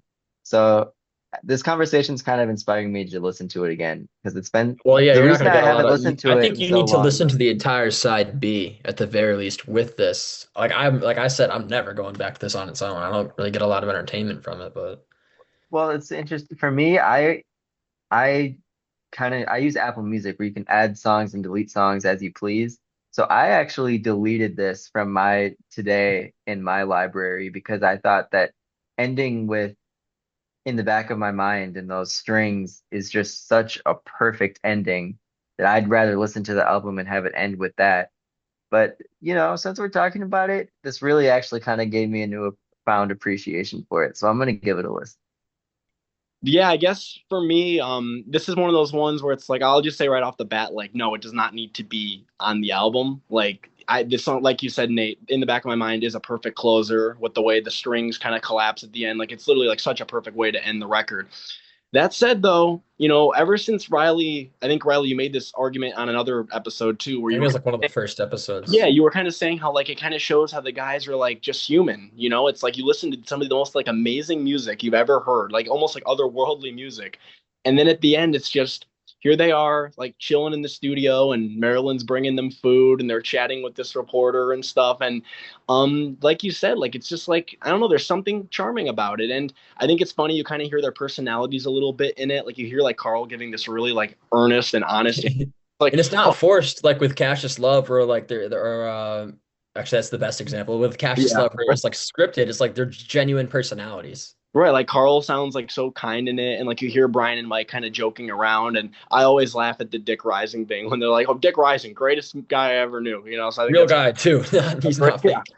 And then also there's that line too, where Brian says, "Well, I haven't made a mistake yet in my whole career," and then Mike says, "Brian, we keep waiting for you to make a mistake," which is an interesting thing too. So, yeah, there's some charm to it, and I think I said this before too. I almost wish if they were going to include this, include it as like a bonus track that's not listed on the album. Like maybe like have it Yeah, start yeah, like A hidden like with track. Train and Bane on London Calling. yeah, like maybe yeah, exactly. Like maybe a minute after in the back of my mind ends. Like if you keep the record playing, like this starts at the end. It's like a little That's actually the best way I think to actually like put it. because then people wouldn't view it like, oh, why the hell is this crap on here? It's just like a little bonus thing. Like, do people really think Her Majesty is like a legit Abbey Road song? Yes, people do. Well, here's the funny thing about Her Majesty. The very first pressing it was hidden. Now everyone knows it's there. Oh, okay. Well, I think like yeah. Well, now everyone knows it's there, so that probably kind of plays a part in that too. But yeah, honestly, this is charming, but and again, I think hearing it like occasionally, like it's a fun little thing to hear. But like if I'm listening to the album like over and over again, like if I like get on a kick where I'm like listening to Today a lot, like I'm not waiting for this to finish every time. So it's fine for what it is. Definitely one of the better of like the spoken word tracks, but still not nothing that needs to be heard. One quick thing about Her Majesty, and I'll get my thoughts on this. Have you ever heard the Chumbawamba version where they actually turned it into like a full song? There's a version. I You have I no. want to hear that. don't like Chumbawamba? No, I don't really like Her Majesty. Oh, So okay. I like Her Majesty. Yeah, they basically turned it into a song like criticizing the Queen. It was kind of interesting. Um, anyway, That's like a Morrissey thing to do. it's like a Sex Pistols thing to do. yeah, Yeah. it was God save the Queen. yeah, it's interesting. They did a cool job with it. But anyway, this it's filler. I can see the charm in it, but it's filler. It's at the Yeah. end of the record for a reason. I think it's funny that this was advertised as one of the three more great new songs written by Brian Wilson. Because it's not really a song. Kind of like proto ASMR, I guess, with like the chomping and chewing and shit. But yeah, it's Pro, whatever. proto proto vegetables. Proto vegetables, right? Yeah, it's never like I can see the charm. This It's definitely not the worst of like these kind of tracks. It's definitely better than the Mickey Mouse with a sore throat crap. Mickey Mouse with a sore throat. Yeah, like I get at least it's at the end of the record. I don't know. I find it hard to defend, to be honest with you. Like I know like I've heard defenses of it. I just think it's filler.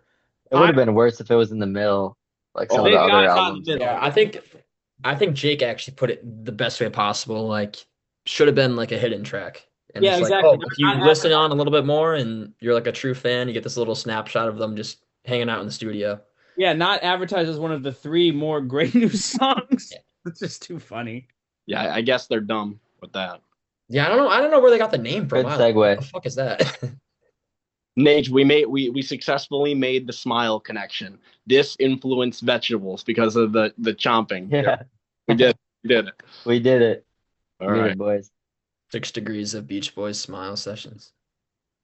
All right. So there are a couple of extra Yeah. tracks that we wanted to talk about that were recorded kind of around this time, like around the year. So Riley, do you want to introduce those Yes. you wanted to talk about? We'll go, I guess, in chronological order. September 64-ish, they did a track called All Dressed Up for School. In many ways, I guess you could probably label this, I guess, like an all summer long kind of like bonus track, I guess. But this was done around the time, like the early stages of Beach Boys today, so I'll count it. Plus, it's not necessarily like an all summer long kind of track. Um, I am actually a pretty big fan of this one. I really like it. I don't think that it would have necessarily. I don't think it's better than any of the songs you got on side A of Hmm. today.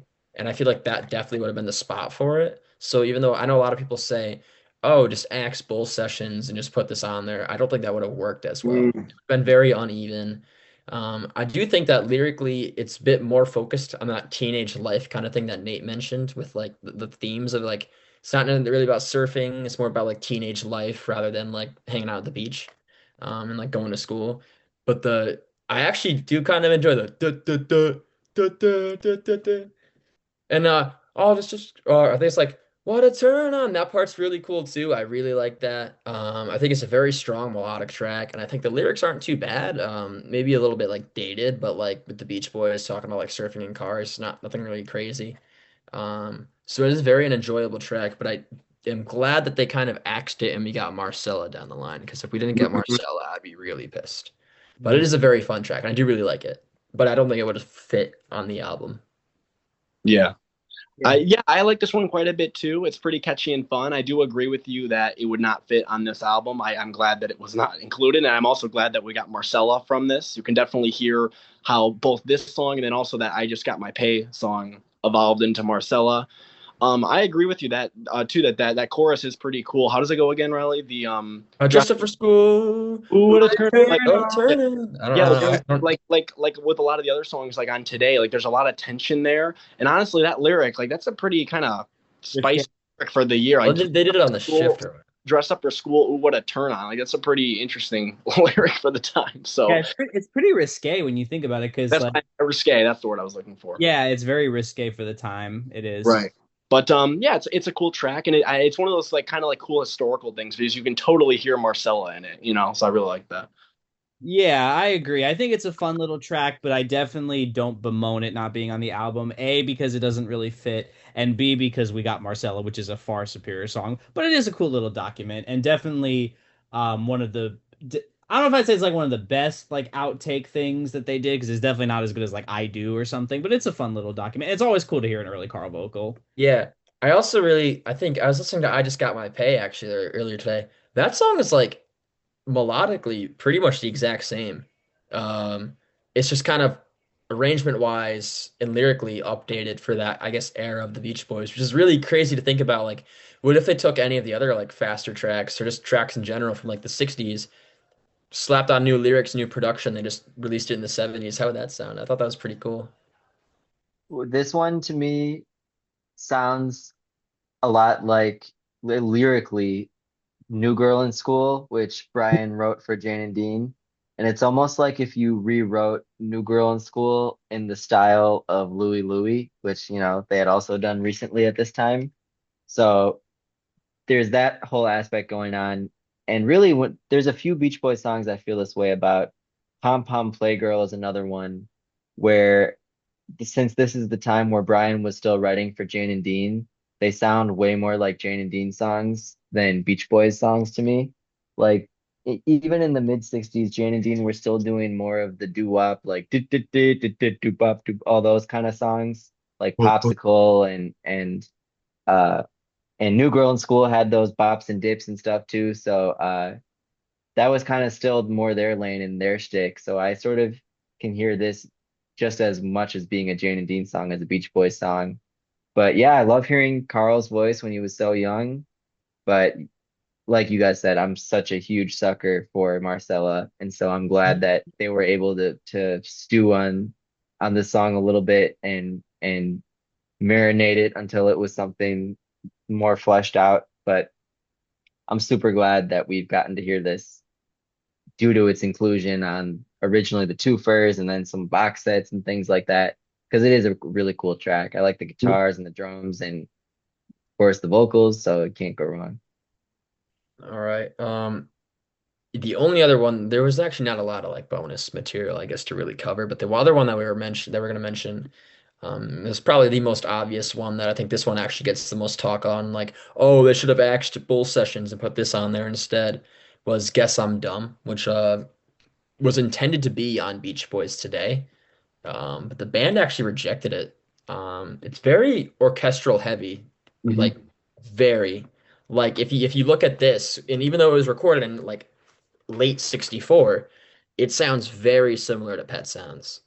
And honestly, like you could argue it could be on there too. I mean, I don't think it should be. I mean, Pet Sounds is Pet Sounds, but um, and like we mentioned earlier, Glenn Campbell was touring with the band around this time, filling in for Brian, like as like a last minute substitute. And so after the band rejected it, he actually gave this to Glenn Campbell, who was kind of starting his own like solo career. It didn't chart though. It actually didn't really do too well, but it is a very heavy song. Like it is very lyrically similar to like I'm not made. Just wasn't made for these times, or like something stuff you'd find on Pet Sounds. Um, I am a fan of this one. I don't think it's as good as any of the Today ballads, though. I think it is like a step down in quality, but I don't think that it makes it a bad song. I think it's actually very enjoyable.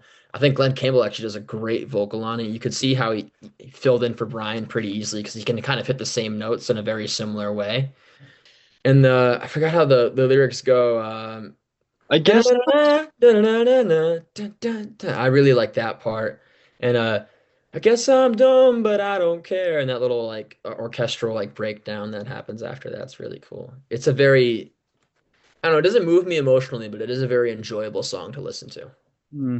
Yeah, it's got a great the backing track is incredible on this one. The Wrecking Crew killed it. This one was also co-written with Russ Titleman, who, as we all know, Brian would work with heavily on the 88 He solo album. also did Sherry She Needs Me with Russ Titleman. Yes, but that was not recorded until that one they didn't. Like mid say well, yeah, that's the Summer Summer Days track Days. we'll talk Yeah, because I about. looked that one up too, because I remember that one, and it didn't start until around time they did Summer Days. So we'll cover that one in the future. But yeah, this is a really beautiful track, and yeah, Galen Campbell sings it well. For a long time I always said, like you should axe bowl sessions and put this on here, but I don't know if this would have fit on there, to be honest with you. Like now that I think about it. Yeah, Beach Boys Today is a I guess I think it's like a great marriage between like the early sound and what would come next. Yeah. Like you still have like the guitar parts in there. The songs are still like melodic Beach Boys kind of thing. This is, I think, closer to Pet Sounds than Today is, and like not even close. Like this sounds like sonically it could be on Pet Sounds. Yeah. And apparently, according to Wikipedia, apparently Brian reused some of the melody for Had to Phone, yeah. But yeah, no, I really do like this one. It is a really great song, and it's a bit of a shame that it wasn't a hit. It didn't chart at all, which means the 45 is very expensive. It's also kind of cool that you get to hear Brian, Carl, and the Honeys on backing vocals. So this really feels like a family affair. Because you Well, the got, Beach Boys is already a family affair. yeah, I know, but this is not a Beach Boys song per Yeah, se. I'm just making a joke. Yeah, I know. This is a Glenn Campbell. Laugh, Matt. Kind of feels like a family affair. But yeah, no, it's a really, really good track. Or an American Family. Ugh. Yeah, I really totally consider this one a Beach Boys song, even though I know I'm aware of the history and that it was released as a Glenn Campbell song. But since Glenn Campbell may have well have has been, excuse me, since Glenn Campbell may have well been a band member at this time, Yeah, I see I people just view rank it him as as like that an official way. Beach Boy. Like, shut the fuck up. He was with them for like 2 months. Yeah, but my even my criteria for honorary Beach Boy would be played on the road and played on studio recordings. And if you do both of those things, I will at least entertain the idea of considering you an honorary member if Oh, you've he done definitely is an stage honorary and member, yeah. studio, you know? Definitely So an honorary member. But like people like put yeah, him as like an official member. I'm like, yeah, I'd that's put Billy slightly Hinsche over wishful him. thinking. Um, but yeah, to me, this is honestly one of my favorite songs. And I just love, love, love the melody. And I love Glenn's performance on lead vocals. I think it really doesn't sound at all like overly Southern or like country and Western. It sounds very much in the Beach Boys style of singing with the falsetto and the almost whininess to the vocal. So yeah, I really, really, really enjoy this song. Frankly, you guys know I don't even throw criticisms out when it comes to these guys very often, but I think it's one of the greatest artistic mistakes of their entire career not to include this song on Today. I think it would fit incredibly well on that side B. You could throw it in the beginning of side B, middle of side B, last track, I don't care. I think it just goes really well with those ballads. You can tell it was made at the same time with the same kind of mood. And I would even, if I put it on the album, I wouldn't even change the lead vocalist. I love it as Glenn on lead vocals, and I think they had Van Dyke Parks and Jack Riley and Roger McGuinn and different people make vocal appearances, so I don't mind hearing someone cameo on this track. And Glenn just knocks it out of the damn park, and I'm so glad, given that I feel that it was such a mistake for them not to include it as a Beach Boys song in the '60s. I'm really, really glad that that's been rectified and that they've included it as a Beach Boys song on a few different box sets and releases and things like that. Yeah, this song, I told Riley this before we started recording, but this is one that I remember like a while ago, like listening to it, and like I thought it was solid. Like I appreciated it, but it like wasn't something that like blew me away. And I don't know if it's because I've gotten like more into like some of Glenn Campbell's stuff recently. Like the past year or so, I've been listening to quite a few of his songs a lot. Like Gentle on My Mind and Southern Nights. I know Riley really likes that one. Yeah, Southern Nights is a Um, fucking banger. and Oh by the yeah, you were teaching Christian about Glenn Campbell songs. Oh, hey, that's right. Yeah. Forgot about that totally. But yeah, like songs like that, and By the Time I Get to Phoenix, a lot of really, really beautiful songs. And I don't know if it's because like I've gotten even more into his voice now and stuff, but like when I re-listened to this one, man, I was like blown away by it. I was like, this is so damn good. Like you guys said, like the production and arrangement is like amazing. It's so lush. Like it almost sounds like a lost like movie soundtrack song. Like it Mm. sounds like it would fit into some sort of like movie, from James the Bond movie. I could see it as yeah, a Bond song. right. I mean, And not that they would say "Guess I'm Dumb" in a Bond movie, but musically yeah. with the But horns, those sharp staccato yeah. punch. Yeah. But yeah, like this song is like just really, really cool and lyrically very relatable too. Like you said, Nate, I think that this would have fit in well, like with the subject matter of the ballads on side two.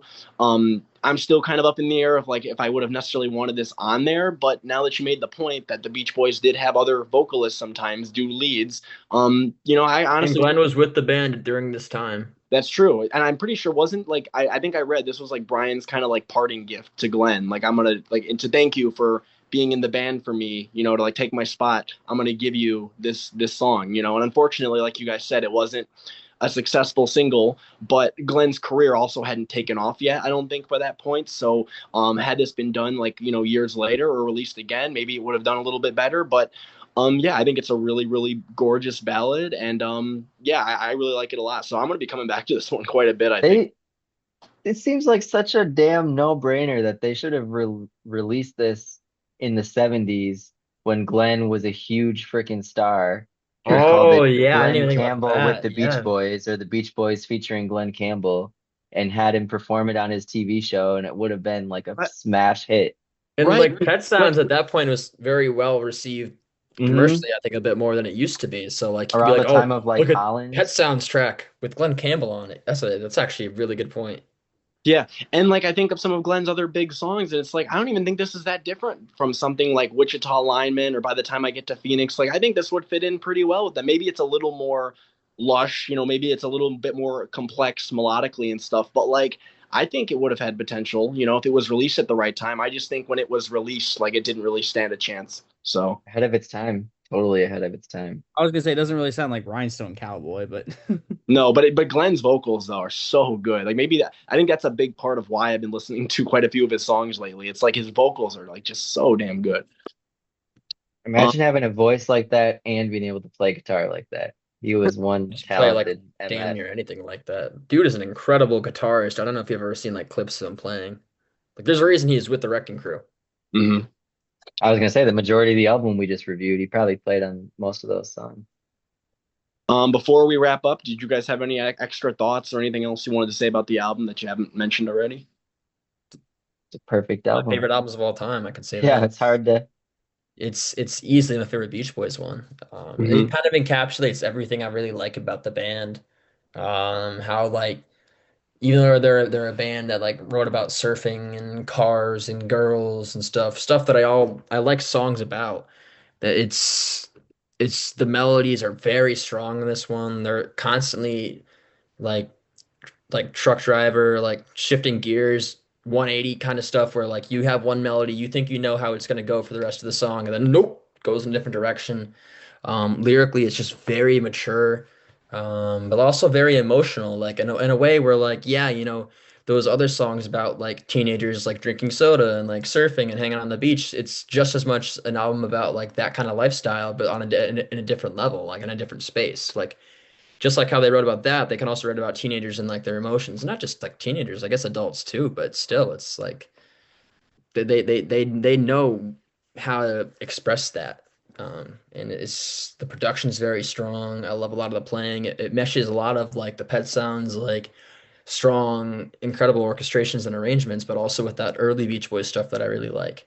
So without a doubt, my favorite Beach Boys album. I don't think that's like any like world breaking news, but without a doubt my favorite one, and I don't think it's ever going to change. So One thing that occurred to me is if I just to have a hunch, if I were to guess, I would assume that this might be Mike's favorite Beach Boys album. And the reason that I would suggest that is because Mike makes all the set lists. And Jake and I were actually talking about this with their current drummer, John. They play a majority of these songs on this album in regular rotation. And almost any night that you go to see them, whether it's at a county fair or a theater or a stadium, you're going to hear about half of this album. They play very regularly. They play Do You Want to Dance, Good to My Baby, When I Grow Up, Help Me Rhonda, Dance, Dance, Dance. All Yep. those songs are staples. So I think Mike is extremely proud of this album. And these songs still sound timeless today when they're performed on stage. They sound as fresh in 2025 as they did in 1965. Yeah, I guess my closing thought is just pretty much like what you guys said. I think it's a really great introductory Beach Boys album. Like if you're gonna do something besides the comps, obviously, which are a great introduction too. But if you're gonna introduce somebody to like one of their actual studio albums, I think that this is a great starter point because, like you guys have said, you're getting both sides of the band. It's kind of a mix of, the more upbeat sounding songs, but with some deeper lyrical themes, with those like really lush and beautiful ballads on side two that kind of are like a precursor to Pet Sounds and some of the more complex stuff that would follow. So I feel like this is an album where it's like, you're not jumping in too deep for like a new listener, because like something like Pet Sounds or Smile might sound a little bit too out there for like a newer listener. But like this, I think is a really good starting point where you're kind of getting the best of both worlds. So you got a really great side of upbeat songs and a really great side of the more melancholic ballads. So I think it's a great record. I would say it is my favorite Beach Boys '60s album, or it's up there. It's definitely up there, and it's one that I definitely recommend to any new listeners. So I I'm sure that people used to play Beach Boys albums at parties and at the beach. And do you think any mid 60s parties or beach outings were like completely like vibe shifted by the time side B came around? I can just picture a bunch of kids sitting around. We got to dance, dance, dance, all that, having a good time. Flip the record over, they get to the side B, and everyone's just sitting there with their jaw dropped, like, whoa, what is this?